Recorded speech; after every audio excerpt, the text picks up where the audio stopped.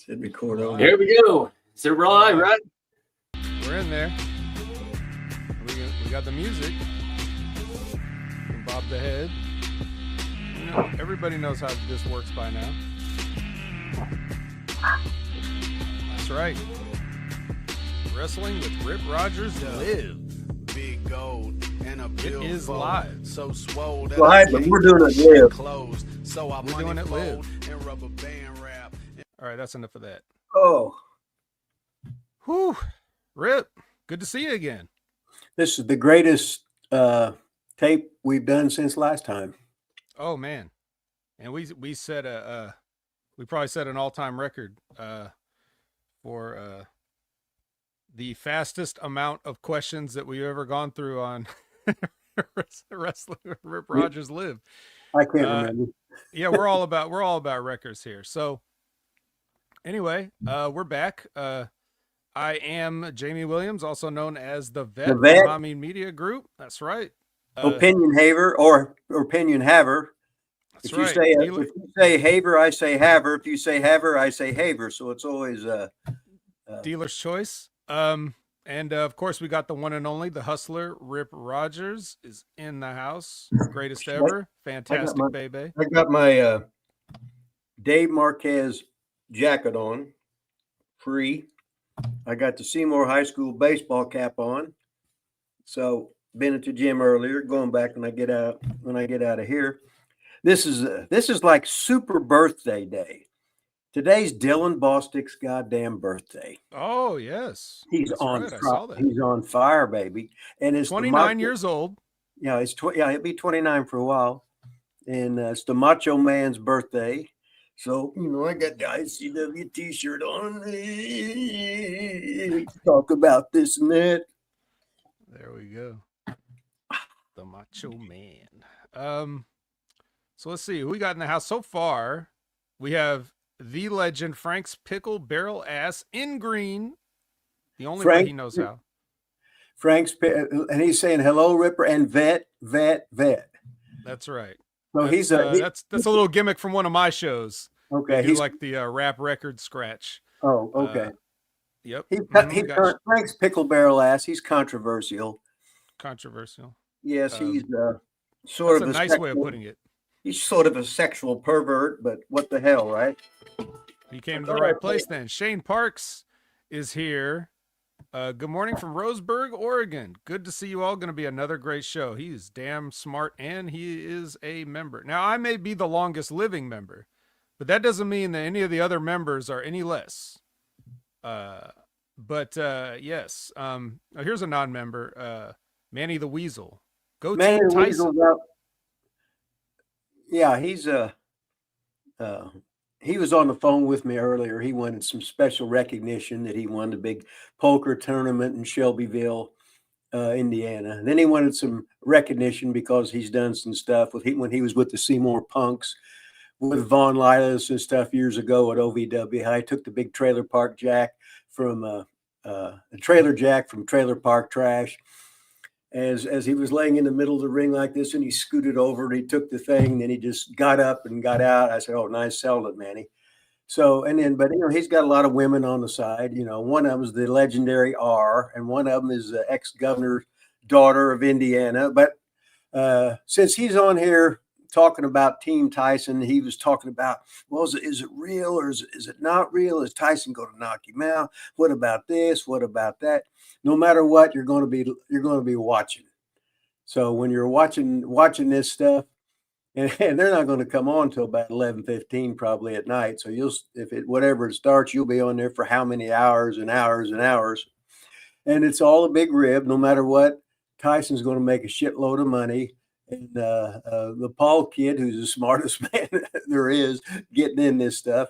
And if you saw the video, you saw Tyson slap him in the face. You saw him slap him in the face because probably unbeknownst to Tyson, Paul rode up and he just stepped on his foot right there. They had some camera on his shoulder later. So this is the greatest card in many, many months. This could be Mike Tyson's last hurrah. Everybody's going to have it turned on with Netflix. Everybody's going to say, then was it real? Wasn't it real? No matter what, you're sitting there fucking watching it. And when it's over, you're going to say the same thing. Was that real or not? And they're obviously good at it, and they got you. So that's interesting because so we all know that at one point there was an ongoing rib about Mike Tyson fights where you would pay all this money. It was like $100 back in 90s money for a pay-per-view. And you'd watch a pay-per-view and he'd knock somebody out in the first round and everybody would say, oh, that was it. I got up to get a beer and I missed it and stuff. Yeah. Were you like that too? Were you there one of those when people would get together and have these big parties, and would you see this stuff, or were you just too busy on the road and didn't have time? No, I never watched any of that shit. I remember one thing, God, I'm trying to think who it was, and he fought, they had all the Mexicans were there because I was fighting on the card and Romer was fighting on the card. It was up by Chicago or whatever, and it was some big the hero of the Mexicans were fighting some half-ass name and stuff, right? And then and they'd had all the celebrations before. They were just panning the crowd. They had all the fucking signs. They were over this and that. Whoever the guy was, the guy went out and he knocked the guy, hit him one time. The tooth went flying. He really hit him, knocked him half senseless. And they're cheering. And then they realized, wait a minute, this son of a bitch and fight's over. We waited this whole night and they fought less than a minute. So they got him. So in boxing, the whole thing is you can watch it all, but you don't really know what's going on. It's just like when they were watching the World Series, like with the Chicago White Sox, Black Sox, when they was fixing the World Series. It can go like that. In any football game, where all you're wanting to do is beat the line, the betting line, or whatever like that. Whether they win or lose, it don't really matter. It's all the other stuff. So when it's all over tonight, we'll all be shaking our head. We'll be chuckling. Both of them will be laughing all the way to the bank. That's all that matters. And I imagine Tyson can have the pick of any female, any age he wants, any hue, any build, big old titties, big old butt, abs, whatever he wants. It's going to be Mike Tyson tonight. Win, lose, or draw, he gonna make all that money, baby. Oh, well, Tyson's a happily married man, so I'm sure he'll just go right home to his wife and go to bed early as early as can be expected after the big adrenaline rush that you have when you get in that squared circle and face off with a worthy opponent. But yeah, we got to go right here. Boom, $2 super chat. Drew Wilson. He wants you to tell the Reno Riggins choking at your house story. Oh, for $2, Drew, what the fuck? Okay. Anyway, we'd always work the big Seymour show, and we'd do 1,000 people there. And Reno Riggins come in, and I think George Weingroff brought him or whatever, because I think George trained him. And he come in, and he was like a fucking pig with the fucking food. You know what I mean? Like he hadn't eaten in fucking 8 days or something like that. So he had roast beef, and it got stuck in his goddamn fucking throat. All of a sudden, I'm thinking he's fucking ribbing. He's going. My dad walks up to him and goes, bam, hits him right in the fucking back, and that boom, and that thing pops out there. And that was about the end of it. I just shook my head because he's a dumbass doing that shit. But what the fuck, right? Yeah, so chew your food. What are you, a duck? Yeah, whatever.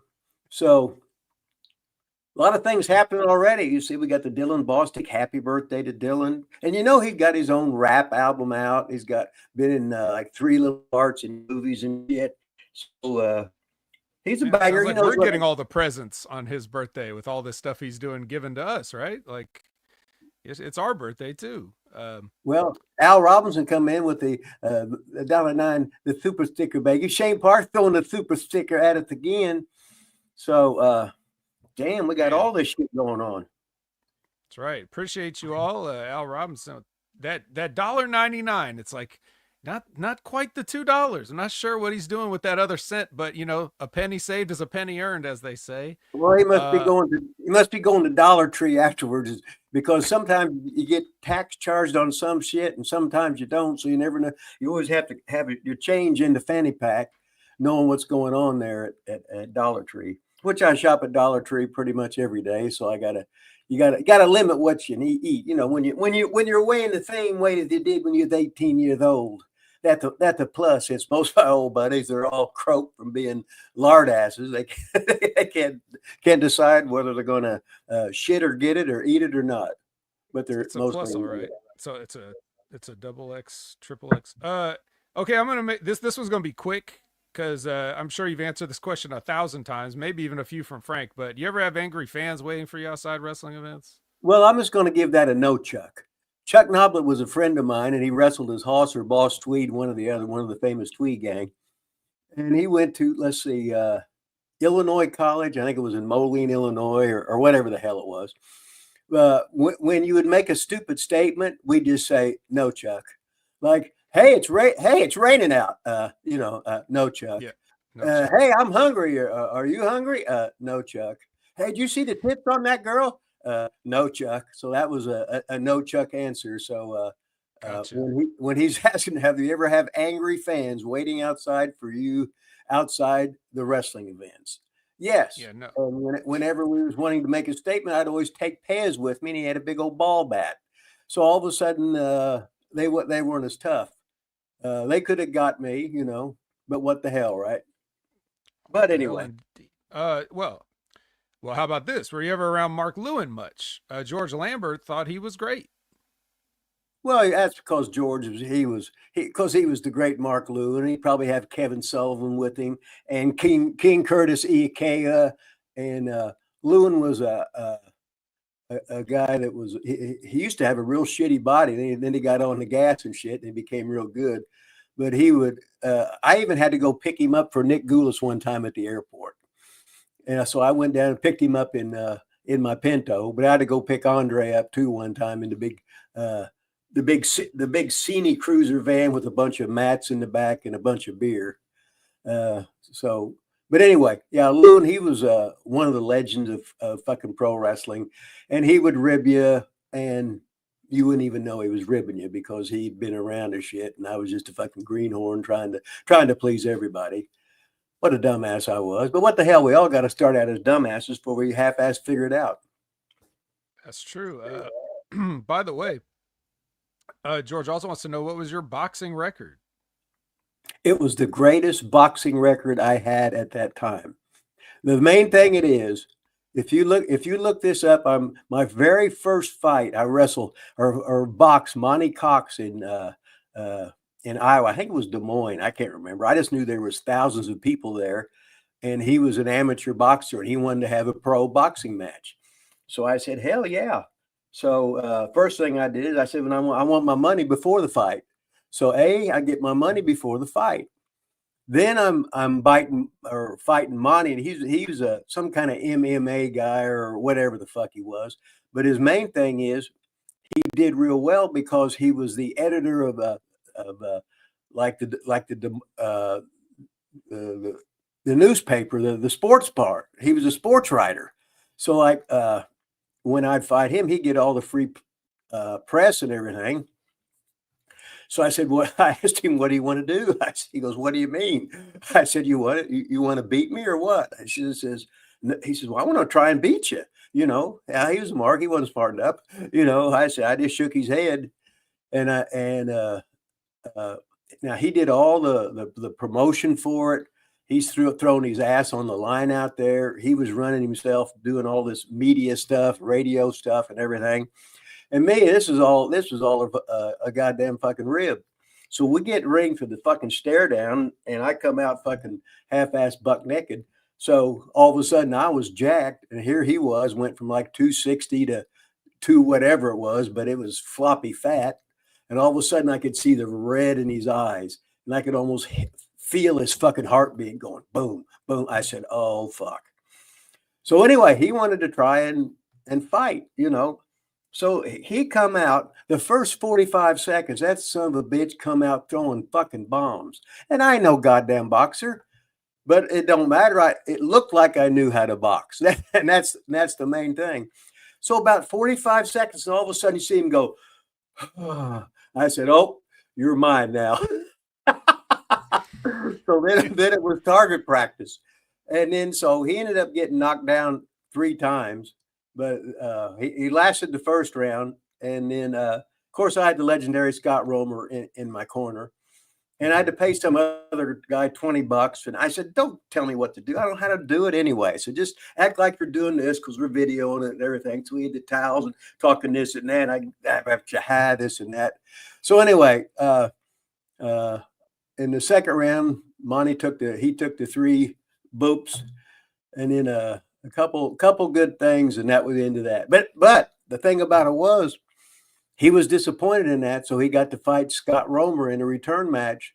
So I choreographed match for them, and then Monty knocked out Romer, and Romer took the flat back on the big punch. I just sit there shaking my head, but I got my camera time, so what the fuck, right? I got again very, very relevant because of tonight's big fight. You know, you listen to this story, and all of a sudden, you know, the wheels start turning. Okay, yeah, a little something like that. Let's see. What was I going to? Okay, any Terry Taylor stories? I think Shane Parks thinks the Red Rooster gimmick hurt his career. Yeah. No. Hey, here's the thing. That was one of the stupidest things I've ever seen in my life. But Terry has always had a fucking job with a major fucking company. When I worked with him in the ring, he was always professional. And I said, Terry, I'm going to be real aggressive. I'm going to beat the shit out of you. And I would beat the shit out of him, but then he'd always win with his fucking finish. You can't get any better than that, than to be aggressive and have the guy fucking sell. He fucking beats me with his fucking finish hold. It don't get any better than that. So I've always liked Terry Taylor. He's always been a top pro. He knew his job. He knew how he was supposed to work. He knew his position on the goddamn card, and that's how you stay. And that's how you stay in business. And he's still had that job for how many years and years and years. So whatever it is, he must be like Michael Hayes. He's doing something right. Yeah, he's still down in NXT as far as I know. Did he light worker, Terry? Oh yeah, very light. Yeah. Mm-hmm. Okay. Well, most of the guys were guys that grew up in the territories. You pretty much had to be fucking light or they'd fucking get rid of you. There ain't no sense. It'd be like, why would Hogan want to fight anybody when he was having double shots with the jet and everything a lot of times on weekends, just trying to make as much money as possible. And you can't go out there and have somebody hurting you because you're going to get hurt in this shit no matter what. I tore my quad just slipping, getting up, stuff like that. I hurt my knee just getting up from after falling down. Had to have fucking knee surgery and shit. You're going to get hurt at this shit no matter what. But what the fuck, right? Yeah. Okay, Shane wants to know, did you see, and I'm sure you did, the Outrunners are now selling merchandise, including fanny packs, official Outrunners fanny packs. Well, hey, do you notice that the Outrunners, they come in there as goddamn extras, right? And they come out there and they said, this is a total fucking rib. Mm-hmm. All they got to do is be different, which they definitely are. And them guys were at goddamn OVW for how many goddamn fucking years? Randy used to teach my fucking class. Nick Wayne's daddy, Mama Wayne's husband, Buddy Wayne, he trained Shiloh. It's like he would train the guys at Everett, Washington, then he would send them to me. So Eric Locker, he trained him and sent him to me. The Japanese giant, what's Jimbo Uno? He was trained by Buddy Wayne, and then he would send them down to us in OVW. So there was a lot of guys come in and out. Buddy Wayne would train them, and then he'd send them to us at OVW, and then they'd continue their career doing whatever. All right. Well, just for the record, Shane does think that you should get a percentage since you brought fanny packs to the forefront.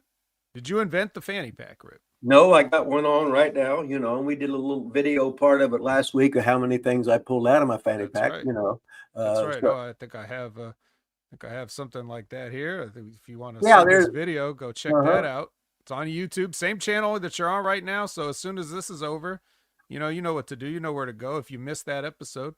But yes, so let's see. We got a question. I got a whole lot of shit, and come back here. All of a sudden, the thing's going ahead, and then they was asking about. We're a lot of questions. Don't worry. We'll go with this one. How did Baba get so over in Japan? Well, it helps when you own the company. It helps when you're a giant man in a land of guys that aren't giants. Those are two big things. But what else? Now, here's the thing. They used to have the original Japanese company, and the two top guys was Inoki and Baba. So right. Baba, he took his guys, and he became All Japan. And then Inoki took his guys, and then he was New Japan. So you had All Japan and New Japan, and I'm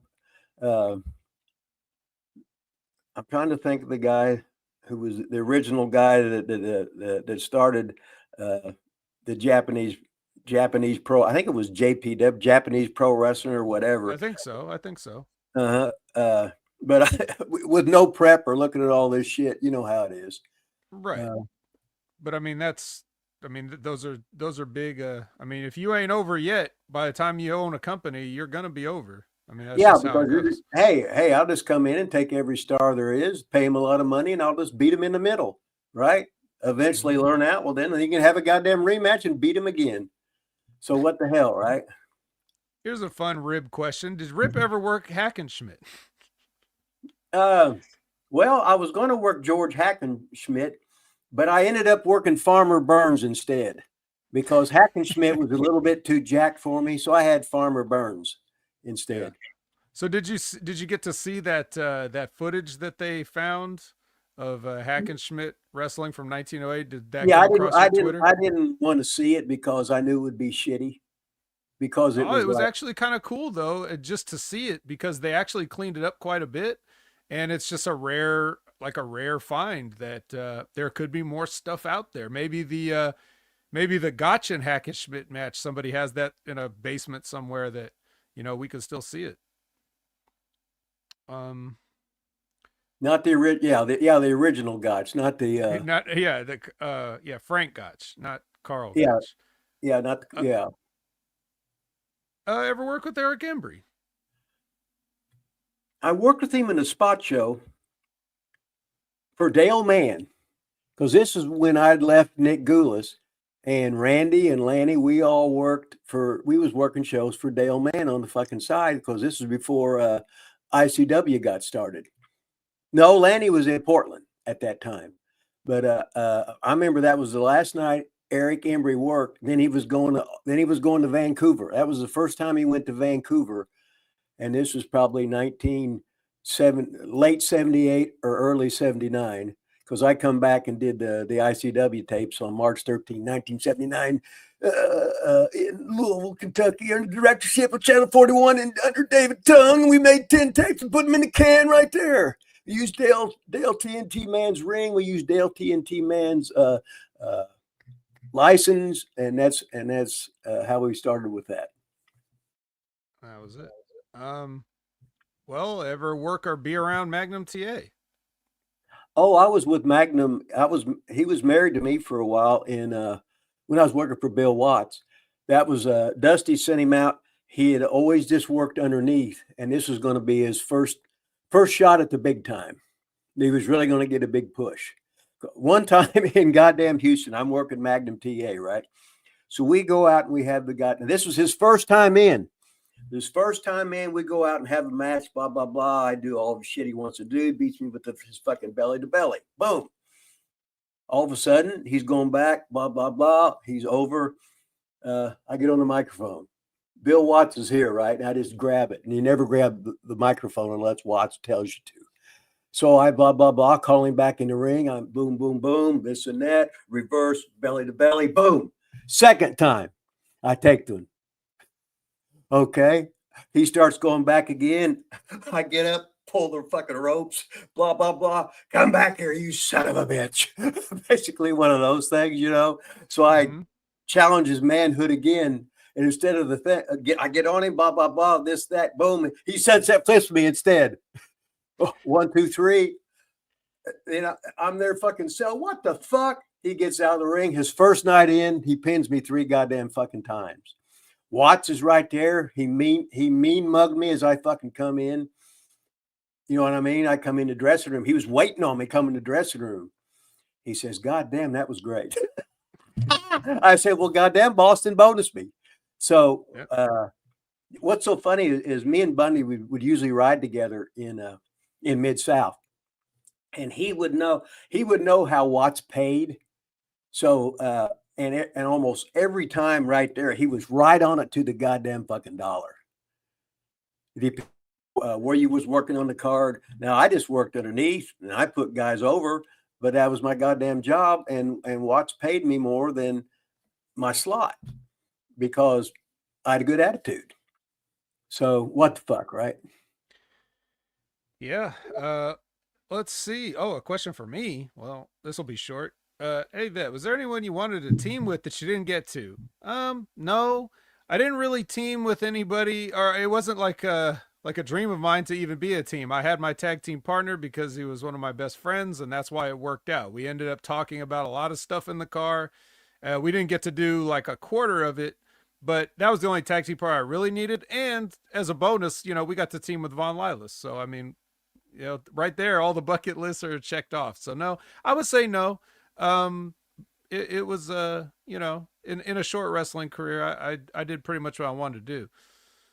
I don't know if I want to read that question. Who are you tagging with in the Midnight Cowboys? Oh, Kerry Brown. Bruce Hart was booking in Calgary, and Kerry had almost homesteaded there. He was always working there because he was Canadian. When you're Canadian, it was hard to get into the States. So Kerry would work Puerto Rico, a lot of times the Maritimes, and Kerry was the only guy. Bulldog Bob Brown was his goddamn uncle. And Kerry wouldn't call him Bob, uncle. He would call him Brown all the time. I said, oh, there's some serious goddamn heat there. But the good rib is Bruce Hart made me and Kerry the Midnight Cowboys, which is sort of like talking about swishy homosexuality without saying anything, this and that. And Kerry just hated it because Kerry was a tough guy. So he'd be drinking and be talking about that. I just fucking laugh. It was all a rib to me. Bruce was just ribbing me, and it was good for Kerry because he would react to it. It don't get any better than that. So that was like Midnight Cowboy being like the movie. Yeah, the guy's like a gigolo. Goes to, yeah. So Uh-huh. Gotcha. Let's see here. Let's see. Oh, interesting. Terry Taylor, somebody's mom thought Terry Taylor was hot. I guess he was a good looking guy, wasn't he? Yeah. I mean, is a good looking guy, still. Yeah, he was, he was athletic. He was a good looking guy. He was your typical, I liked him if he would work heel, but he filled his thing as a baby face, did what he was been told and had a good job. So what the fuck, right? I'll tell you what the fuck we got. Oh, here's the answer to my question. I never got to team with Charles the Hammer Evans. That's who I wanted. Now he did beat me up a few times, but I don't think we ever got to team together. So what's up, Rip Vet, Fanny Pack over strong. Charles the Hammer. Welcome, Charles. I'm just talking to you. It's a good thing you didn't pose in the shower next to the Hammer, or right. You'd have been seriously humbled. Now, since you were, I just went home sweaty. Yeah, since you were taller and thinner, you had the illusion of length, and the Vet's got the big hammer. But then again, the original Hammer, Charles would come in, and that thing's got goddamn length, width, vascularity, muscularity, huge bollocks. So he could fucking helicopter that son of a bitch if he wanted to. And then all of a sudden you'd be covering up and thing looked like it was fucking shriveled. Get the fuck out of there to live to fight another day. That's right. That's what got him the job. Shane Parks again. Ever work with Wrestling 1 or 2? I worked with 2 a lot. Not Wrestling number 1, but Wrestling 2. So I worked with Johnny Walker when he was Magnum TA's partner a tag team when he was working for Bill Watts. So, what's funny, a lot of times we would fly because we'd be like Oklahoma City, Tulsa, and then we'd fly down to, what's his face? We would work on goddamn Mondays, Watts Best, New Orleans. And I'd usually, what happened is I started cashing in fucking checks in and would just drive it, right? And I'd do that. But it was funny. You'd be on the plane. You'd see all these wrestling stars that you see on TV, like 3 rows of them or whatever. Then all of a sudden you see this old bald-headed man there. And you go, who the fuck's that? It was wrestling too on the kayfabe, Yeah. They're going to wear the mask out like Mil Mascaris? Yeah, I worked with Mil Mascaris for Fritz von Erich at the 4th of July Spectacular in 1983. I took my, we were going in, the Freebirds they was all in there and they had the big stretch limo. And then I come in my beat up Pinto going boop, boop, boop, boop, boop, boop, boop, boop, boop. So, so that was a hell of a rib. So I worked with Mil goddamn Mascaris, right? So then he was in the fucking shower and he still got the goddamn fucking hood on, right? I was going to wait him out just to fucking, there wasn't no phones you could take a picture like that. But that was a hell of a rib. But he was. How was Mill to work? Oh, he just wanted to do his routine. You knew he wasn't going to sell, but you attempt to get heat, and if he ain't selling nothing, then it makes you look like shit. So you might as well just fucking go with the fucking flow and let him beat you. And then he can jump up and do this and that and do the shtick and everything. And somebody had to be over. That might have been the good time to do the triple belly to belly. Oh, if you got work Mill, just have him beat you 3 times, he'll go home happy. You'll go home. Yeah, but yeah. He wouldn't have slid me no extra money. So, here's a funny story. Now I'm working for Ron Fuller, and in about 3 weeks I'm going to be leaving. So Ole Anderson's called me up, and I never even. This is when he was the boss he was the booker at TBS, Georgia Championship Wrestling, or whatever you called it at that time. He said, hey, I remember hanging up on him the first time. He said something smart, so I just hung up on him. He said, I think we got disconnected. I said, no, I think I hung up on you because you're a fucking asshole right away. And then he just started fucking laughing, and we bonded with that. So Ole would between him and Randy Savage, they would have they would usually say the record for the most motherfuckers. Randy would be given the finish. Get some heat on the goddamn motherfucker and do this motherfucker and this motherfucker and that motherfucker. He says, repeat that. I said, well, hell, we'll take out the 12 motherfuckers and then we'll just said what you told me. But anyway, Ole said, he said, hey, the Road Warriors are going home to the AWA because they've never worked there. They were just broke in there with Eddie Sharkey, and then they were going back to work for Vergano so they could work where that's where they grew up watching the AWA. So they had been home. So he says, hey, you know Ted Oates? I said, no. He said, well, you're going to come in and be the national tag team champions for a while. So sight unseen, he says, I said, well, why are you fucking calling me? He said, well, I'm good friends with Bob Armstrong, and he recommended you. And he said, of all the guys that he knows, that I'd be about the best one that could do it because I had a good attitude and I worked fucking hard. I said, well, fuck, that was nice to fucking hear.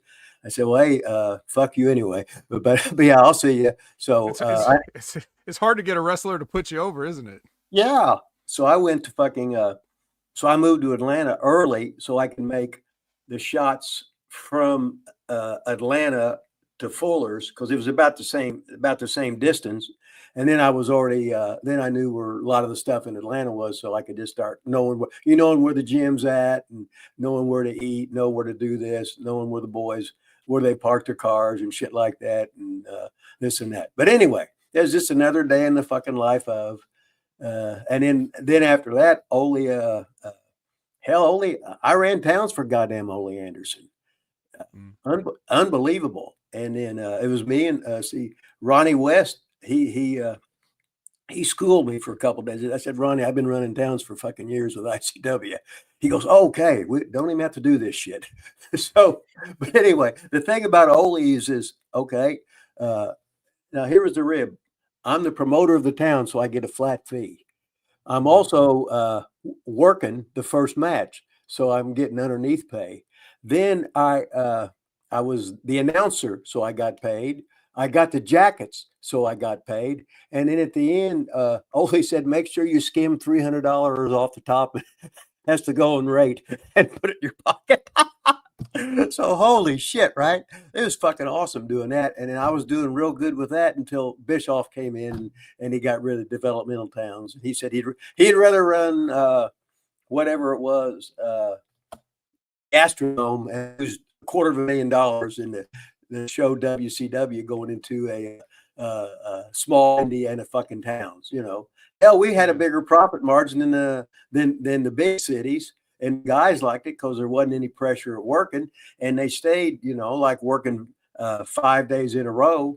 And I was just making money every night. So wish I could have done that for a little bit goddamn longer. That was fucking fun.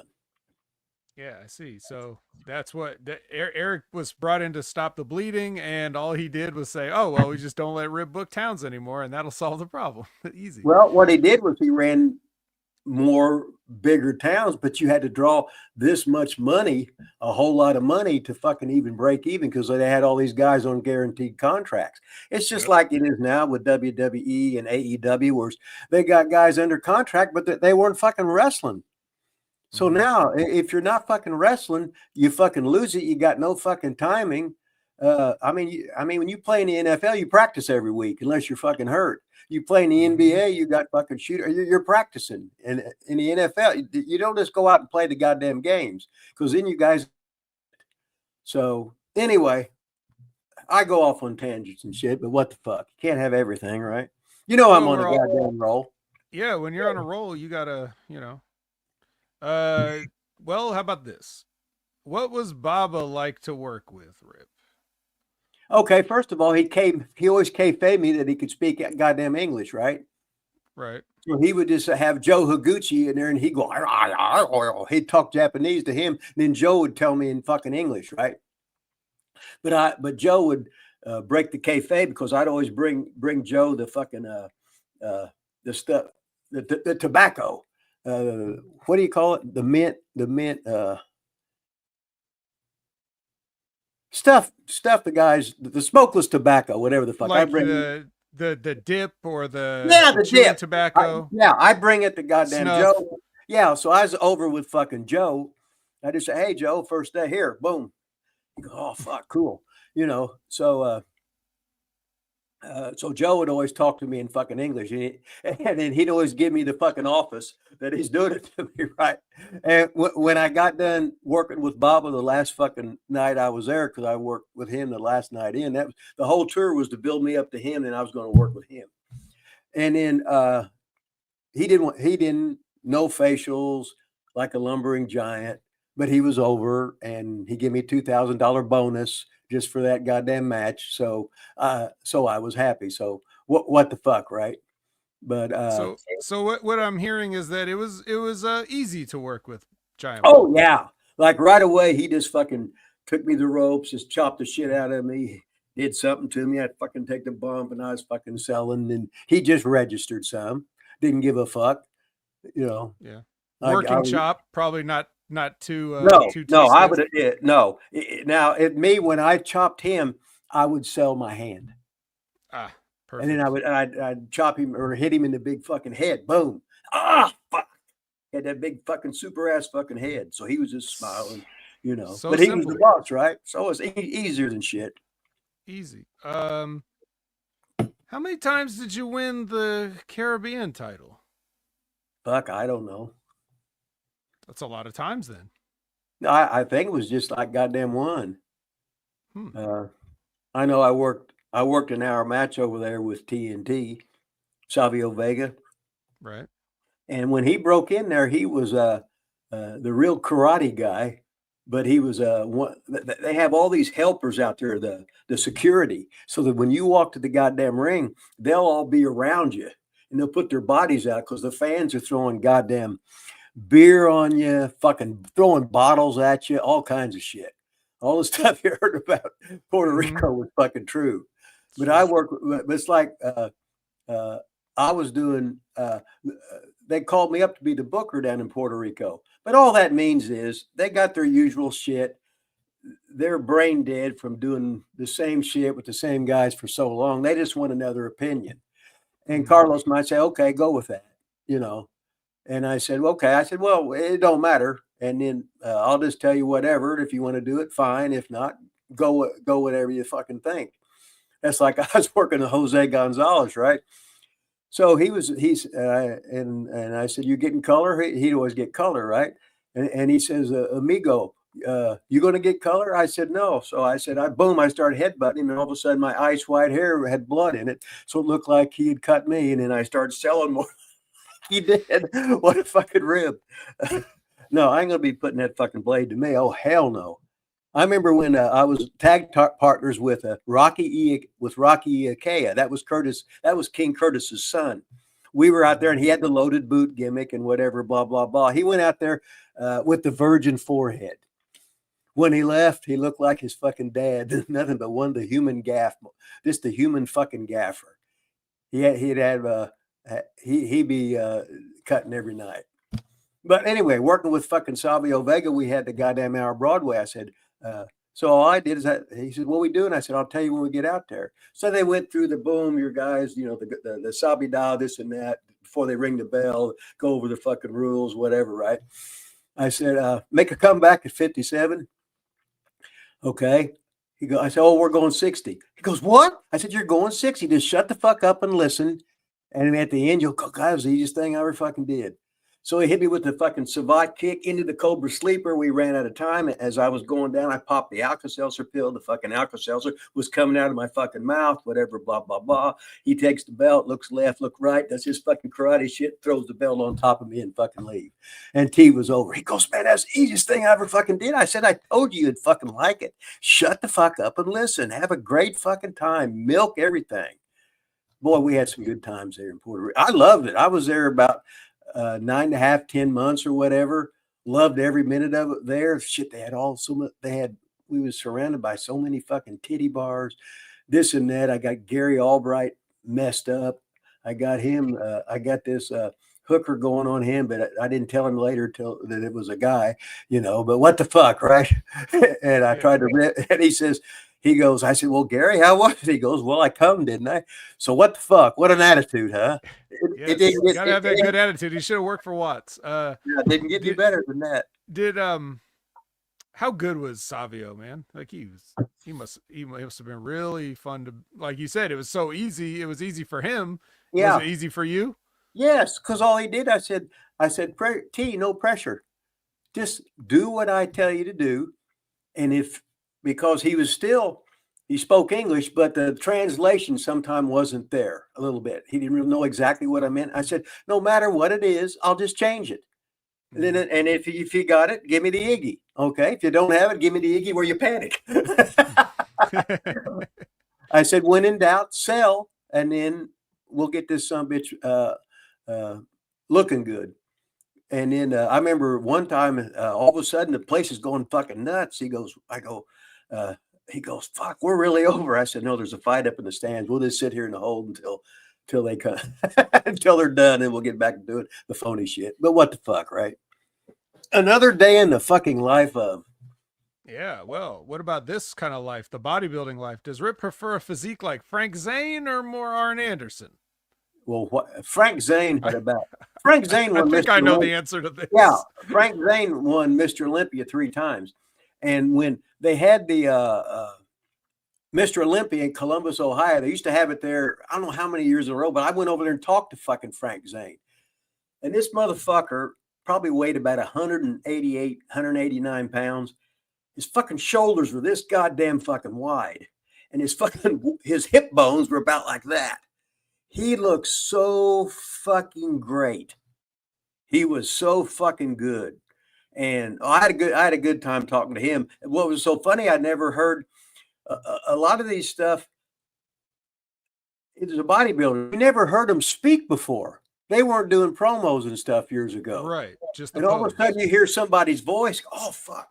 They're never the way you think they are. That's like when somebody calls you on the phone, and before there was cell phones and the pictures and everything like this, you got something in your mind of what the guy looks like when they're talking to you, or whatever the girl likes that you're talking to. It's all in your enemies. When you see her, you go, fuck, he or she, neither one, they didn't look anything like I thought they did. But now they can fucking see everything. There's no fucking surprises anymore. What the fuck, right? Yeah, I don't imagine too many people that actually competed in bodybuilding ever said, "Man, if I could only just look like Arn Anderson." Well, you can. You just stop doing everything you're doing, and you'll be right there. And stop shaving your body. Rip, did you ever spend time with Janie Freckle or Connie Smith, the country singers? What? I didn't even know. I don't know any country singers to begin with. Now, who in the hell asked that goddamn question? This is the great Frank's Pickle Barrel Ass, of course. That's, I think he's already fuck. Yeah, he's in green, so that's a plus. But no, I don't know who the fuck they are. That's right. Here's a question again for me. I think this is Von Lawless from the other room. Did Vet know Zeus before OVW, or is he not from California? No, he is from Arizona by way of Brooklyn, New York. So he is somebody that I met when I went to OVW. That's where we met. And it was like second day. We hit it off, and we're friends to this day. Still talk to him. Drew Wilson says, as a kid, I thought Arn was legit. Rip, who is the realest of the real besides Haku? Man, I wouldn't know unless they fucking. I remember one time we was at some convention. It was me and Haku and Honky Tonk. And then Haku didn't say much, whatever, right? All of a sudden, I ribbed him about something. And all of a sudden, he just took his hand and went pop right in my fucking nuts. Boom, I went to the ground right fucking there. Honky Tonk, I told you not to fuck with the king. You don't mess with the goddamn fucking king. Now you had to be a fucking smart ass and just do something to fucking rib him. And now you're here and you can't get up, and I ain't getting your old ass up. Fuck you. You know, I mean, that was Honky Tonk talking. And the king was just fucking chuckling. King Haku, or he had so many goddamn different fucking names, you know. Yeah. Let's see. Dave's channel says, what do you think about the current OVW with Al Snow? I don't know. I'm not there. All right. I wouldn't have a clue. Okay. Moving on. Oh boy, that question again. Come on, don't waste your questions on me, guys. I'm just filling in. What other promotions did you work for? Was it just OVW? Yeah. I always tell people this. I wrestled. Guys like Rip were wrestlers. That was the lifestyle. That was, you know, the road trips and the bumps and the this and the that, all the stuff, the nightlife, everything. That was a whole other lifestyle. I learned it. I'm like, I'm what you would call, like, I went to university and like, I was like 1 credit shy of graduating and I dropped out. That's basically how my thing went. I guess the 1 credit would have been, I never passed my final, Rip, because I never got to do the Call of Broadway. Didn't get a chance to do that. That would have been the only thing I didn't really do. You had me do everything else, from, you know, just the leading drills to, you know, booking matches on your shows and stuff like that. If I just happened to be walking by, I ended up agenting a match somehow. So that's pretty much it. But yes, I learned it, but it was not my chosen profession like Rip. And I'm sure that, Rip, you probably saw many, many guys who came through, tried it, wasn't for them, and on they went, right? Well, this was your time and your story, so I'll just go with the flow. I was busy thinking about the goddamn fucking next question. I said, well, as soon as you get done, then I'll have another going on. Okay. Well, that would be this. You ever see Kerry Von Erich Stump, although he spelled Kerry like Stephen King's Kerry. Like, but I think he meant, you know, the Kerry Von Erich with the Texas tornado. Yeah.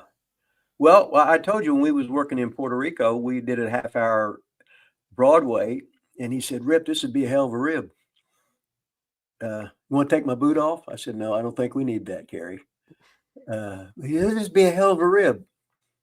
So he was like a 12-year-old in the ring. He looked like John Travolta and Arnold Schwarzenegger together but he was like a big kid. I really liked him. He was easy on the head. He was funny. I like Watts would send me a lot of times to work shows over there in Dallas and Fort Worth because Watts Fritz had a little bit of Watts's territory and vice versa.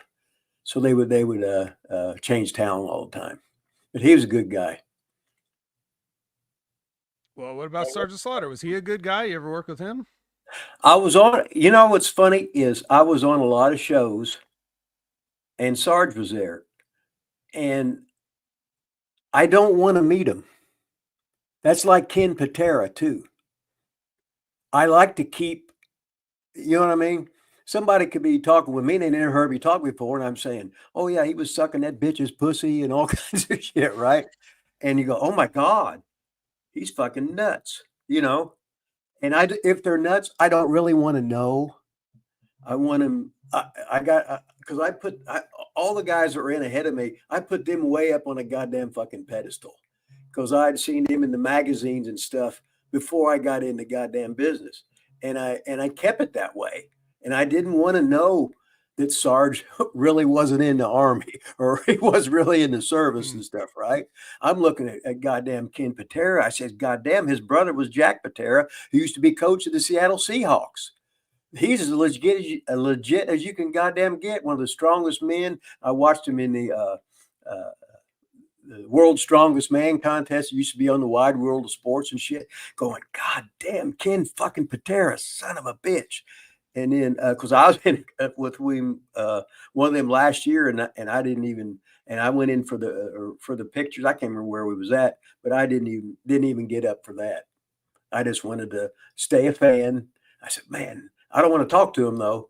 You know, if they talk to me, that's one thing, but there's nothing worse than it's like when you've been around a while and then greenhorns are bothering you. And I looked at myself compared to them as a greenhorn, no matter what. Yeah. So what the fuck, right? Win, lose, or draw. That's the way I am. And I ain't fucking changing. Yeah. It's no reason to change now. But did you ever play ball with Pee Wee Reese? What kind of a question? Play ball with Pee Wee Reese? No, but I watched Pee Wee Reese on the CBS Game of the Week with the great Dizzy Dean. It was Pee Wee and Dizzy Dean and Pee Wee Reese. And Pee Wee Reese, he played in fucking Seymour. Years ago, Seymour had a goddamn traveling team in baseball, and they used to play at Shields Park. And Pee Wee Reese, the big thing was he actually played in Seymour, Indiana at Shields Park. Pee Wee Reese did. So what the fuck, right? But no, you didn't play. Let's see. Oh, Italian is it's getting a little spicy here. Was Von Lilas as much of a slacker in the ring as he is working for his wife? Hey, Lilas has got the most. Lilas lives in a goddamn fucking mansion. He hardly has to go to fucking work. He can piddle with this goddamn wrestling. She's the fucking breadwinner. It seems like he's on vacation about every 2 or 3 goddamn fucking weeks, going everywhere. And he just has to sit back being 6'6" and whatever. And, tan jacked. Got the fucking gym out, in the garage and everything. And he's got life by the fucking bollocks. So what the fuck, right? Okay. Well, what the fuck did you ever work with Butcher Vachon? Oh my God. Roger Theriault. That's his real name. Roger Theriault. Now you're talking about, there's 2 Butcher Vachons. That's what I'm getting at. Yeah, I was going to ask you which one did you not or do work with? I never worked with not Mad Dog's brother, Paul Vachon, the original Butcher Vachon. This was Roger Theriault out in the fucking Maritimes. Okay. And I made some trips with him. He made some trips with me out there, and he was always in trouble doing something. So what the fuck, right? Hey, when you're a wrestler, we're fucking half convict. We know we're skirting the law. You know, you don't want to have a goddamn real job. You know, you want to have all the sexual extravaganzas you can have with any woman over age that is legal. This and that. The other stuff will just kayfabe and whatever. But what the fuck? Then you die. So, but anyway, how's that? Yeah, that's well, you know. You ever see the Larry Zbysko versus Lord Steven Regal match for the WCW TV title? That, in Shane Parks' opinion, was an old school type of match. Well, it probably would have been because Regal was a fucking wrestler. Mm-hmm. And Larry Zbysko was a wrestler. Now his body looked exactly like that as fucking Bruno's. It was so fucking funny. He had the big old fucking heavy ass fucking pecs and shit. And I didn't see the match, but I know that Regal could work so many different styles. And when he wanted to have a good match, he would want to have a good match with Zbysko. So I imagine it was a great one. Nothing with basics, but Regal would pull out some tricks that you hadn't seen on TV before. Yeah. Yeah. One of the things I hear, even veteran wrestlers, when they talk about Larry Zbysko, they complain about him stalling all the time. And I think, well, isn't that just heat? Isn't that what you're supposed to? I used to get fucking mad. And now wait a minute, because I'm just watching it on TV. This is when he was first on TBS, right? Okay, watching it. Okay. Right, I'm watching it. And goddamn, he's fucking stalling for 3 fucking minutes with a job guy, right? And this motherfucker's got so much fucking heat. And the other guy's clapping, the place is going nuts. He's backing away, telling him to shut up, this and that. He's got all this heat. Then all of a sudden he goes, stops the guy, boom, boom, boom, boom, and it's over. Yes. But he was so fucking smart to do nothing. Then all of a sudden he cheap shots him a couple fucking basics and then puts him away with whatever his goddamn finish. And then he fucking just laughed at them fecal. They hated that motherfucker. He was over with me. And I'm fucking like a mark because I'm looking at his production time. I'm like, fuck, he's got so many fucking minutes. I said, no, he's got to do that to fucking paint the goddamn fucking story of what this motherfucker's got so much fucking heat. He won't even tie up with a goddamn a guy that's going to fucking lose to him. He's fucking awesome. Because just think if he would have done 22 big moves with a guy, then he beats him. Oh, so what? You know, but the 21 that you did before didn't do fuck all to him. But anyway, if I'm sure if somebody else did the gimmick where they stalled for time and Larry Zbysko had to go on after, he probably would do something different. Oh yeah, like you do what everybody isn't doing, and then people remember. Oh, but I remember one night I was fucking working some fucking show, and Tony Anthony, Dirty White Boy, did the Memphis spot. Arm drag, hip toss, slam, arm drag, hip toss, slam, drop kick, bail, right? He did it right before my match, but I had to take a big fucking shit. So I went to the shit and didn't see the beginning. So I did that spot in the beginning, and people just fucking shit at it, right? And I'm going, the reason they fucking shit on it because I was taking a goddamn shit and did the same goddamn fucking thing. That was so fucking embarrassing. But I always made sure that I'd fucking force that shit out or plug my fucking asshole up with the fucking with the Snabbits Fabits just in case I had the packing. Yeah, the technical term. Yes. Let me see if I'm industry term, packing. Would you like to bet if I'm packed? A bet that you are? Yeah, I know you are. Okay, I don't have to bet. I am packed. I don't want to pull that out and do it right here. But I remember I was in goddamn fucking England, and this guy bet me I wasn't fucking packed. So I got up in the fucking bar, pulled that sumbitch out. Now I'm going to look in my billfold right now. If I can, he ended up paying me. There's the billfold with all the gimmicks in it, right? But yeah. I got somehow in here. I got the note, and here it is right here. This is fucking unbelievable. A 10-pound note with the Queen of England on it. It's all fucking. Can you see that? I can see it. Yes, we can all see it. Yep, that's it. That's her. 10 pounds. He bet me I wasn't packed. So I got up on the thing, pulled that son of a bitch out, showed everybody, put that motherfucker right back in. I said, wait a minute, give me that goddamn 10 pounds. What a fucking story, huh? And I got the fucking proof right there with the 10-pound goddamn fucking note. That's fucking awesome, isn't it? Why would he bet that? Why would he? How did he not know? I don't know. This is from 1992. So, wow. Because I was in England working, because I was working for Big Otto, right? In England, Austria, and Austria and Germany, and then Dortmund canceled. So I went to Regal's house and stayed there. And then I lived with him in Blackpool, and we worked I worked the English towns. So that was cool. And they had that little bitty ring there. But anyway, the main thing was I got proof I was the fucking packing. I got proof of my goddamn fucking story. What son of a bitch would carry a goddamn 10-pound fucking note with the goddamn Queen of England on there?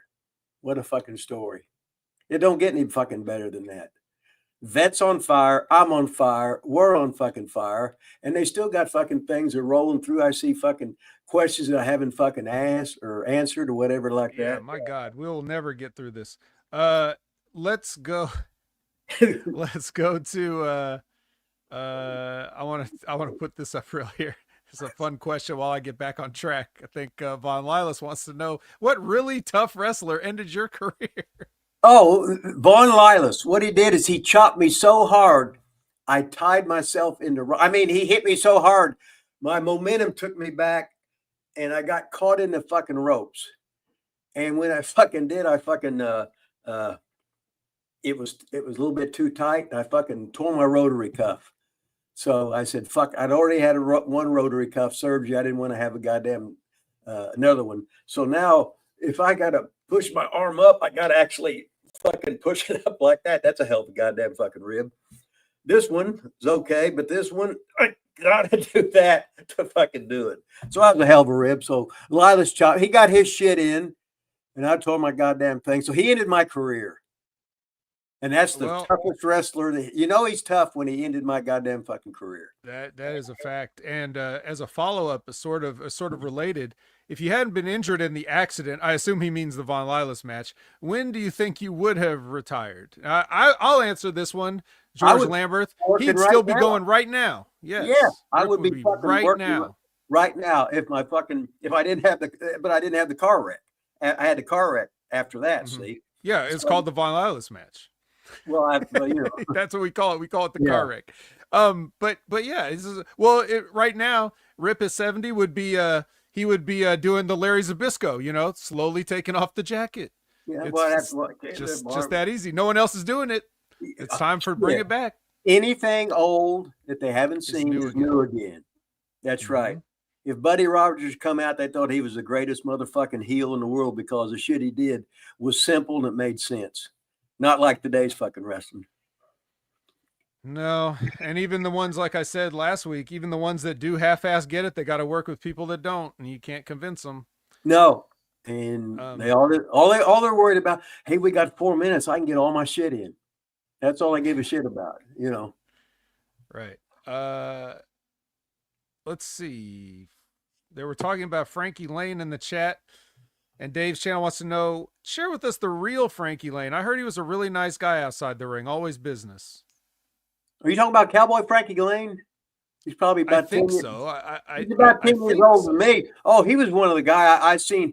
I heard him. Oh, he was a good talker, and he was just telling. I was in the dressing room with him, and I was still 3/4 mark. And he was telling about hitting this bitch and hitting that bitch and boom, boom, boom, boom, and who's going to be there and this and that. And I go, oh my God, this guy is a sexual pervert. Then I got in the wrestling fucking business. Scoot over, boys. I'm here now. Yeah, that's right.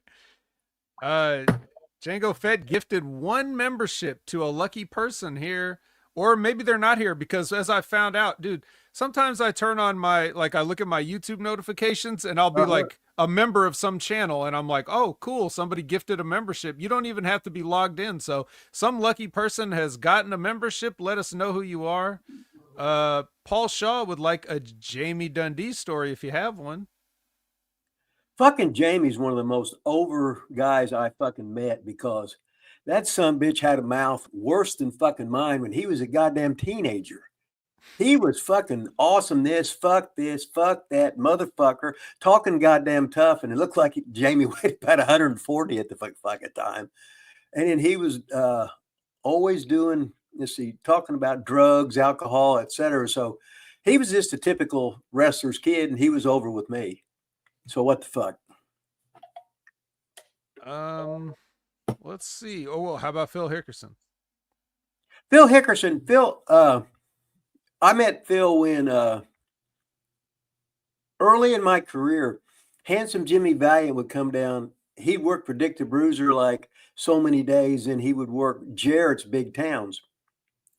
And then he'd come into Hoffmeister's gym every day where I was fucking working, and I'd start working for Bruiser and Sheik and whatever, blah, blah, blah. So he started going with, I would drive him to goddamn Louisville. Then he would make goddamn Evansville, and then I would drive him back Sunday or Wednesday night after the Evansville show. So he was working the big shows for Bruiser, but he was working the Memphis, Louisville, and Evansville, where you made the most money for Jarrett's. So Handsome Jimmy, and then when I get tired, I wasn't used to driving like that. He would be driving real fast, and anyway. But that's how I met Phil Hickerson, because he was partners with Dennis Condrey at that fucking time.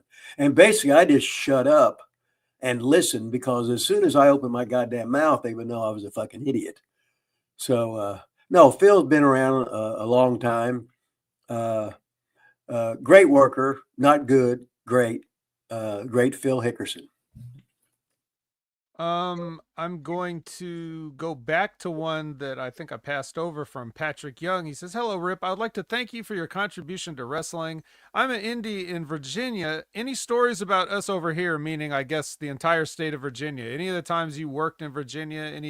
Anything stand out? Any stories about Virginia? Well, when you got the guys from Virginia, which was Package, which was Sucio, which was James Long, Paradise, Jimmy Paradise, yep, Eddie Diamond, all these guys, they all come the same. The guy that's over more than everybody, and I tell him he's over. He's tag team champion. Now he's got a fucking belt now. I can't take it, goddamn. But anyway, they all come from Virginia. They all come to OVW at the same fucking time. I think they all stayed in the same goddamn apartment, like most of the guys did, and they were all funnier and shit. But they all had good fucking attitudes. They all loved their fucking wrestling, and they're all still fucking doing it. Mm-hmm. And there's fucking Jimmy as a goddamn fucking producer, agent, or whatever you want. He calls me about once a month, and then he'll be on the phone for 3 fucking hours. And then, so that's funny as shit. And Sucio's he's on so much he's the goddamn human deltoid. He's so fucking big now, and he's training those. I think he's in Tampa, and then Package with NWA. Yeah, Billy and then Corgan, NWA. Package is doing his shit. Package was such a good fucking referee, and he was a better wrestler than most of the fucking boys I was fucking training. He was a fucking Chris Sharp was Package, and he was married to one of the Blossom twins. So he's still married there. I wonder if he's getting on the side yet. I think he's probably still too fucking shy, but what the fuck, right? Keep swinging the bat. That's right. And he's saying, as right now, he's reacting saying, dude, no way you're talking about the GXW guys, Package, Chris, and Timmy Danger, and Eddie. Yeah, Timmy Danger. Yeah, that was who it was. Timmy Danger. Yeah. That's fucking crazy. I trained there. LOL. Wow. So Patrick Young. Yep. That was, remember Sucio and Jimmy, totally awesome. Oh, yeah. Remember when they did Sucio, where for our pal, Sucio. They did the fucking big promo for like Romeo and Juliet shit. Them boys was fucking out there, but they was so much fuck. When I taught that fucking shit, I had such a good fucking time teaching you guys, but I made you really good so that when you left there, you were so much better than the normal guy, because the normal guy wouldn't understand it, because they would just We wouldn't sit in there doing fucking spots and shit. No, you did fucking first 2 hours was goddamn drills and fundamentals. You couldn't hardly fucking breathe. You're so fucking tired. It's like Big Show would come in. I said, well, get the fucking the puke buckets out. He'll be puking in 10 minutes, you know. So when the guys would come down, then all of a sudden, you guys could see that these guys under contract by WWE fucking superstars. Some have been on the main roster and come down because they got hurt. They're in rehab or whatever. They've been smoking too much dope and had to go through rehabilitation, whatever. You guys were better than fucking them in the fucking brain. They had all the goddamn steroids body and shit, but what the fuck, right? Hell, our guys couldn't afford to do none, I think. No, yeah, it's the old Dutch Mantel. We ain't even on food. Yeah. Stephen Keys says, Rip, do you work out at the Planet Fitness in Indianapolis where they found the dead guy in the tanning bed yesterday? Oh, no, I work Planet Fitness? There's one right by my house, Planet Fitness. I went to the Planet Fitness when I was living with Romer a couple of years ago, and Planet Fitness, let's see, they got on me for, I was going to one room where it's supposed to be this station for a minute, this station. I was just sitting there because there wasn't nobody in there anyway. And I wanted to do like 10 straight sets of presses or whatever on the machine. And they got on me but that wasn't, no, you had to you had to rotate. That's the rules there. Then I'm on the goddamn bike and I'm talking on the goddamn cell phone to one of the fucking boys. So every other word's motherfucker, you know. And I just said, what are you doing? I said, well, I'm talking to my goddamn buddy. Well, we can all hear you. I said, well, hell, okay, I won't talk as loud. You know you're using profanity? I said, fuck, no, I didn't know. Fuck, about every other fucking word comes out of my mouth is motherfucker, piece of shit, cocksucker, or something like that. Well, get with it, honey. That's where I am. They didn't hit the alarm on you? They didn't hit the lunk alarm on you at Planet Fitness? But anyway, I said, that's okay. I will never come in here again. Don't worry about it. And I haven't. I got the goddamn Anytime Fitness 5 minutes from my goddamn house. I was there fucking 3 hours already today. I'm going back when I get the fuck out of here. So it's a labor of love when you can fucking work out. I've been there basically 25 fucking years. And then every month I'm at the top of the fucking list for most appearances, you know, and people get mad at it, you know. They're mad. Oh, excuse me. I can't help it if you're fucking lazy. You know, I said, I told you that I'm fucking nuts. I've been training since I'm 4 years old. I'm goddamn fucking 70. Fuck you motherfuckers. I'm out there. I know that. When I fucking die, that son of a bitch was crazy, but he was out there. What the fuck, right? Planet Fitness. And by the way, this is another super sticker for Shane Parks. Thank you very much, Shane Parks. That's not the same one from before. This is a new one. But yeah, Planet Fitness is a trip because they have this long list of rules of things that you can't do to work out in there because they want it to be like a nice place for everybody. But some of it, it's a little far. Like you can't have a gallon water jug. I guess that's too intimidating. You know, don't drop the weights.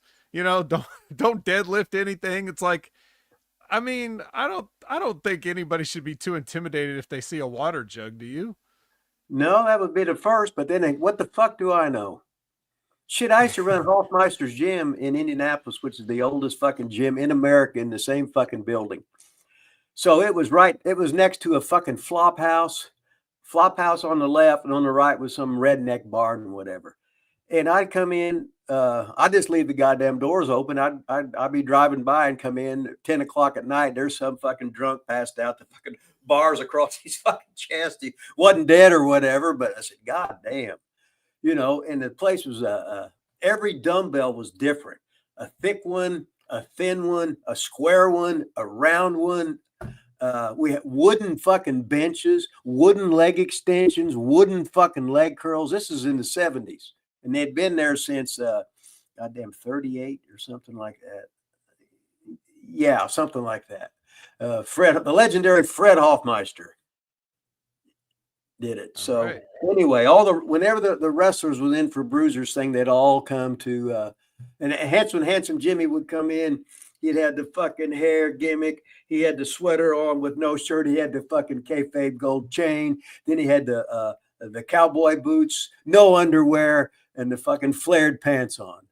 And he'd do one set of everything, partial rep. Got a hell of a pump. He go, Marcus, I got a hell of a pump today. I said, I can fucking tell you look great. He goes, oh, you're learning. The greatest fucking times, the greatest in many months. Well, speaking of the greatest, Greg Mola was wondering, what is your opinion of Ventura and Schiavone as a duo, as announcers? I feel underrated in the list of announcers. I guess they were doing the announcing when you were at WCW, right? Yeah. Jesse is a great fucking announcer. He's got that beautiful fucking voice. Mm-hmm. Now, as a worker, he wasn't very good. He was tall. He imitated superstar Billy Graham really good. But overall, for the fucking business, he turned being over on fucking TV into being a goddamn fucking governor. So that motherfucker is over with me, and he's really a goddamn, what do you call it in the service when Navy SEAL. Yes, okay. And you had to be, and he was a young man when he did that. So he had to be a fucking stud, but he wasn't a great fucking worker. But I remember when he was in Portland, and then Adrian Adonis was in Portland. And when they tagged together in the AWA, they was really over. Adrian Adonis was a fucking asshole, but he was a fucking bully, but that motherfucker could fucking work. He was over, and then Jesse would slow everything down, do the fucking pose in this, and they were a hell of a fucking team. I see. Yeah, I mean, I didn't listen to it much live at the time, but going back and listening, it sounded pretty good. So, you know, I think we're going to probably start to wind things down. So if anybody's got any last minute questions, go ahead. And we're on fire. Let's run this son of a bitch in the fucking ground. This is I looked at the time just then, and that was the first time I even looked, because we've been on a goddamn fucking roll.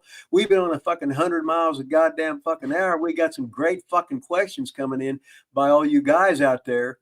Feels like 5 minutes. Feels like it's been 5 minutes, like we just started. Yeah. But to have, and to this boom, boom, boom, boom, boom, boom, boom. And you know, I fucking get sort of messed up, and I'll sort of get off the side of the road. But then I eventually come back sometimes. Right. But then again, sometimes you're not, but you get another fucking story. So what the fuck, right? Well, that's why you got to tune in, because you never know where the road's going to lead. How about this one? Some stories about your times visiting the great state of Massachusetts, or Taxachusetts, whichever you prefer. I can't remember even working in Massachusetts before. Really? Never, huh? Nope. But years ago, when I go up there, the WWF, they worked Boston Gardens, and that was about it. But I didn't live there, so I didn't fucking know. I was coming in from goddamn Indiana and shit, and was just I'd get in there and come in for 3 days and do something. And and they'd say, well, just make the town and you'll get paid. We might use you. We might not. And if it wasn't a big town, I wouldn't have remembered what it was fucking anyway. Because now I can pretty much tell you every state, how they fucking go, what the towns are, this and that. But at that time let's just say I wasn't a geography fucking whiz. I didn't know fuck all about how to get there, north, south, east, or west. I didn't know. But then you're in the wrestling business, and all of a sudden somebody will say something, oh, yeah, that's next to this fucking thing on this mile marker on this fucking road. And that's because you've made so many goddamn trips and stuff. But at that time, when I was out that way, I didn't do it. So I was just I was a fucking mark and a fucking goofball. But by working my goddamn fucking ass off, staying fucking humble, asking what they ever fucking, how I could fucking help the goddamn fucking company. I fucking lived the dream of just being in the goddamn pro fucking wrestling business, which I fucking love. And when guys disrespected, and they disrespect it when they look like shit. If you're a skinny motherfucker, you're disrespecting the business. If you're a fat motherfucker, you're disrespecting the business. Have enough fucking gumptions, have enough fucking discipline where you can fucking eat healthy and go to the goddamn gym, or don't go to the goddamn gym. Do fucking 100 push-ups when you get up, lunchtime, and when you go to bed. Do 100 fucking squats, the same thing. You're looking at about 10 minutes, about 30 minutes fucking total. There's no reason to be looking like a piece of goddamn fucking shit. Because when you come in looking good, the promoters know that it takes discipline to look good. It takes discipline. If they knew you were a thin guy, now you've gained a bunch of fucking good weight, or you were a fat guy and you had enough balls, you had enough gumption not to fucking eat that shitty fucking food. You're doing extra fucking, you're turning into fucking where they are fucking proud of you because you're fucking working hard. You're working hard for this goddamn fucking business. So anyway, I started fucking rambling and what the fuck, right? Oh, it's perfectly fine, because while that was going on, we found out, well, we got another question, but before that, we found out who got the gifted subscription. So this new member, Alfred Allen, welcome, Alfred Allen. So yes. Django Fett's always giving these things out, and they're actually getting them, right? They're getting them, you know, Oh, they are getting them. That's fucking I mean, awesome. I can't get one because I'm the longest living member, but any of you other guys, that's up for grabs. Anybody not in green, you could be the recipient of a gift sub, and you don't even have to be here to get it. You could be minding your own business, sleeping in the middle of the night, and you'll just get a gift sub. It's amazing how that works. But now, Rob's Pippin Road asks, any good memories of working the Cincinnati Garden? Oh, I remember working the goddamn main event there. Me and Tommy Rich was, we were in the last fucking match, and the Road Warriors come in. They asked Ole. He said, do you care if we go on last? They're fucking marks, right? They want to go on last to show people they're the fucking main event. Ole said, Rip, come here. He said, these guys want to go on last. I said, I just shook my fucking head, right? He goes, I said, there's okay, so I could go on 2 matches before. I could get showered and get the fuck out of here, right? And beat all the fucking marks out there, right? He said, yeah. I said, well, hell yeah, you guys are the main event. He goes, don't worry, you're getting the main event slot pay, you and Tommy. I said, okay, great. But I love working Cincinnati Garden. That was always good. All the towns in Ohio were fucking great. Ohio, Michigan, West Virginia, they were all great fucking towns when when Ole would go on tour. Usually they would have the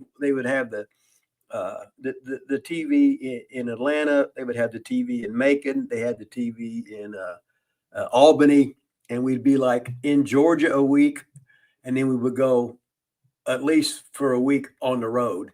So I remember we'd work TV and fly out, boom, and then you'd be on the road. So sometimes Ole would go, but Ole would save the money and he would drive. So a lot of times I would get I'd take my ticket and cash it in, and then pay Ole for fucking trans, and I'd ride with the fucking boss, and then he could be himself. We could cuss and tell stories and shit like that, but I'd make more money because I'd cash the goddamn thing in. And I'm driving with the boss anyway, so who cares?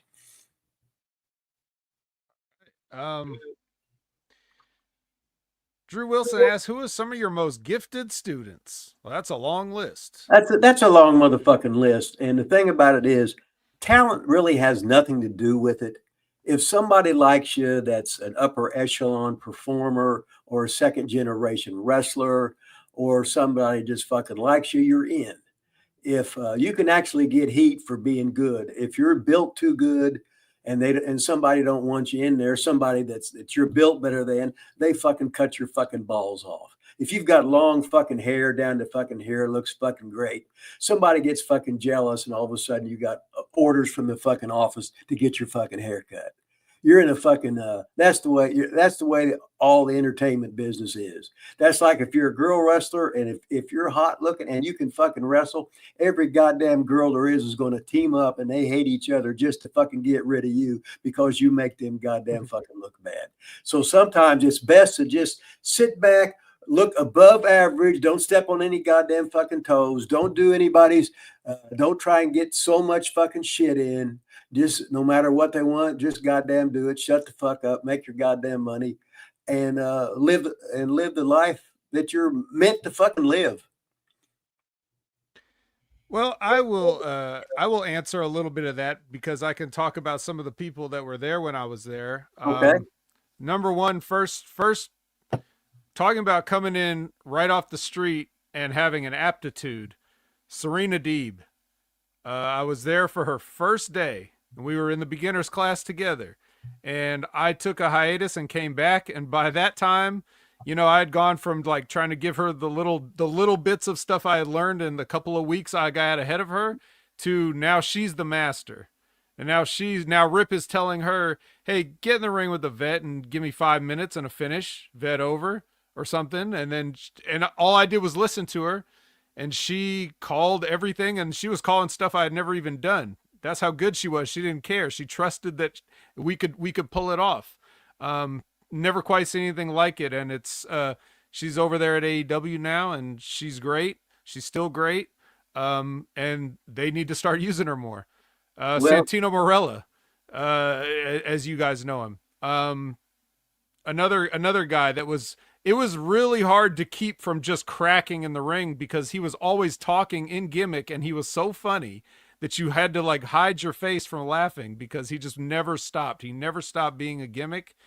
And he was always there with, to give Rip a cup of soup or any other kind of food that, depending on whether Rip was on a diet or not, Yeah. Usually a protein bar. Yep. Protein bars. If you're late and you got a protein bar, that's okay. If you're late, you don't have a protein bar. Okay. No, since you're late, the whole class has got to do this extra shit, right? Oh, speaking of that. Okay. JTG, another guy. Just too good. Came in on his own dime. Rip loves to tell the story. Came in on his own dime, working at the daycare, paying his dues. I remember, and to your point, I remember one time that JTG was late because I guess the bus wasn't running on time or something, and he came into class, and Rip was like, "Well, JTG's gonna drop kick everybody. Line up." Oh, so God. JTG had to stand in the ring and drop kick 30 people. They got lower and lower. Yes. Lower. Yep. And it was so those are some people. Charles the Hammer. I love Charles the Hammer. He looked like he was gonna kill you every time I got in the ring. I'm still sitting here, so I guess he didn't kill me. They got to be. I'm sure that when you used to call him Bad News, that was the nickname, right? Yeah. So I'm sure when he walked through the door, you saw like dollar signs, right? And he eventually got signed too. Well, it didn't matter what I saw. I didn't know the unwritten rules. We need this many white guys, this many English guys, this many Germans, this many Hispanics, this many black guys, etc., and stuff like that. And the sad part about wrestling is whatever your demographic is, that's your competition. So if you're just a white meat baby face, your competition is other white meat baby faces. So there would be a lot of tension a lot of times with the guys because they're only going to take so many of this demographic, so many of that demographic, so many fucking giants. You know what I mean? So it was a thing where, well, you're not very good, but they don't have any guys that can speak German, and they got German TV now, so you're in. So just now start working on your body more and start wrestling more. But like Serena, you was talking about, I treated Serena like a guy. When you know what I mean? To 100%. Be, and because a lot of those girls, when they had girls now her and Mickey James were the best two girls I ever had. And they could fucking go. But the other girls, they weren't really wrestling material. They was something they might like to do. Somebody offered them a fucking job. They're just taking up really fucking space, and and they were wasting their fucking time because they didn't love the goddamn fucking sport. Then they started getting into goddamn fucking drama, and I ain't no goddamn drama guy. So fuck them all. So, but anyway, I was on Serena's ass all the fucking time. Then she ended up being a goddamn teacher at the fucking performance center or whatever. And then she got tired and wanted to get back to fucking working because being an instructor, you're under so much pressure to do all this and that. And well, the guys ain't any good. They're too fucking lazy, and I can't fucking help that.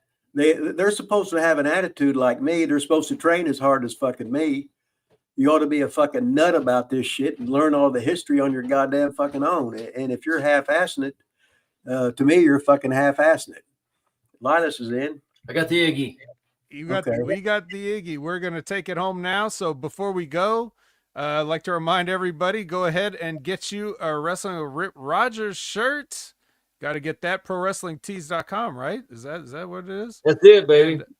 You got to get get you a book. I mean, how are you going to, I don't need the book, even though I have the book, but I got the book and you can get the book. So Amazon and anywhere else you can get books, you probably can get this. And be sure to, get ready to watch the big fight tonight. Yeah. Check out the fanny pack video. Anyways, I think that is just about it for us. So, guys, Vaughn, hey, Rick, thanks, thank you very much. Yeah. Thanks, Vet. Thank you very much for this. I just want to say, it's the only reason I can sit and do the things that I do is because of the stuff that Rip taught me. He taught me how to see wrestling. He didn't teach me moves like he always says. He taught me how to see it.